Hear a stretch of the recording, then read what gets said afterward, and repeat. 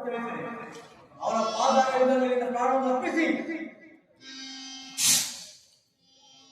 ನಿನ್ನಂತ ತುಚ್ಛ ಭಾವನ ಧ್ವಂಸಕ್ಕೆ ಶ್ರೀಕೃಷ್ಣನ ಸಹಾಯ ನನಗೆ ಬೇಕಿಲ್ಲ. ಈ ಹಂತದಿಂದಲೇ ನಾನು ಬಿಟ್ಟು ಬಂದ್ಯಾ? ನಿನಗೆ ಒಂದು ಸಹಾಯ ಬೇಕಿಲ್ವೇ? ದೈವವನ್ನು ಮರೆತವನಿಗೆ ಮೃತ್ಯುವೇ ಸಾರಥಿ. ನಿನ್ನ ನಾಶಕ್ಕೆ ಪಾಶುಪದಾಸ್ತ್ರ.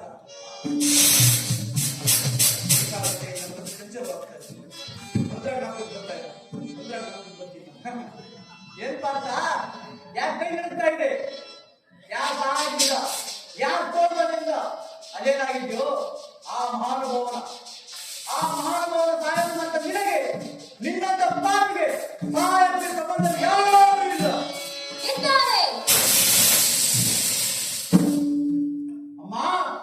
ಅಮ್ಮ ನೀನು ನೀನು ಇಷ್ಟ್ಯಾ?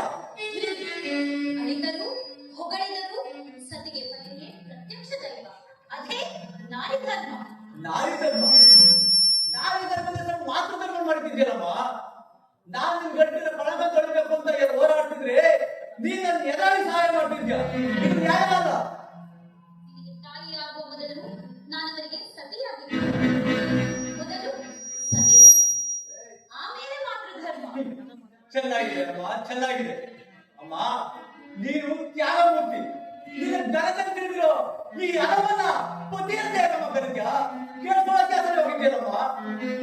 ಇದನ್ನೆಲ್ಲ ತರ್ಕ ಮಾಡೋ ನ್ಯಾಯಸ್ಥಾನವಲ್ಲ, ಇದು ರಣರಂಗ. ಈ ಹೋರಾಟದಲ್ಲಿ ಆಪತ್ತು ಬರಬಹುದು. ಪತಿಗಳಾದ ಹೆಣ್ಣು ಬದುಕಿದ್ದರೂ ಸತ್ತ ಹಾಗೆ ಕಣ್ಣೀರು ಸುರಿಸುತ್ತಾ ಎಲ್ಲೋ ಸಾಯುವುದಕ್ಕಿಂತ ಪತಿ ಸಂವಿಧಾನದಲ್ಲಿ ಸಾಯುವುದೇ ಮೇಲು. ನನ್ನ ಕಡೆಯಿಂದ ಕೈ ಸೋತು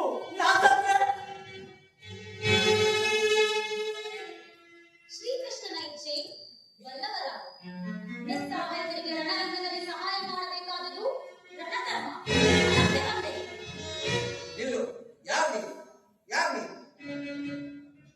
ನಿನ್ನ ಸಹಾಯ ನನಗೆ ಬೇಕಿಲ್ಲ. ನಿಮಗೆ ಬೇಕಾಗಿಲ್ಲ, ನನಗೆ ಬೇಕಾಗಿದೆ. ನಿಮ್ಮ ಎದುರಾಳಿ ನಮ್ಮ ಮಗನೆಂಬ ಮಮತೆಗೆ ಸಿಕ್ಕಿ ಕುದುರೆ ಹೆಜ್ಜೆ ತಪ್ಪಿಸೋದಿಲ್ಲ. ಕ್ಷತ್ರಿಯರಿಗೆ ಉಚಿತವಾದ ರೀತಿಯಲ್ಲಿ ನ್ಯಾಯದಿಂದಲೂ ಧರ್ಮದಿಂದಲೂ ಸಾರಥ್ಯ ವಹಿಸುತ್ತೇನೆ. ಸಾಧ್ಯವಿಲ್ಲ. ನಿರಾಕರಿಸಬೇಡಿ. ಶ್ರೀಕೃಷ್ಣನ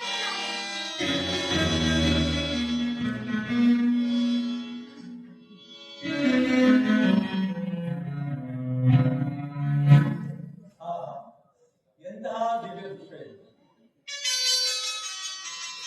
ಪ್ರೇಮದಿಂದಲೋ ಕಾಮದಿಂದಲೋ ಈ ದೇಹದ ಭೂಮಿಯಿಂದ ತಂದೆ ತಾಯಿಗಳು ಈಗ ಕೋಪದಿಂದಲೋ ಕ್ರೋಧದಿಂದಲೋ ಈ ದೇಹನ ನಾಶ ಮಾಡಕ್ಕೆ ಒಂದೇ ಕಡೆ ಸೇರಿದ್ದಾರೆ. ಆದರೆ ನನ್ನ ಕಡೆಗೆ ಈ ಮಗನ ನಾಶವನ್ನು ಮಾಡಬಹುದು ಶಿವ ಪಾರ್ವತಿಯರ ಕಾಣಿಸ್ತಾ ಇದೆ.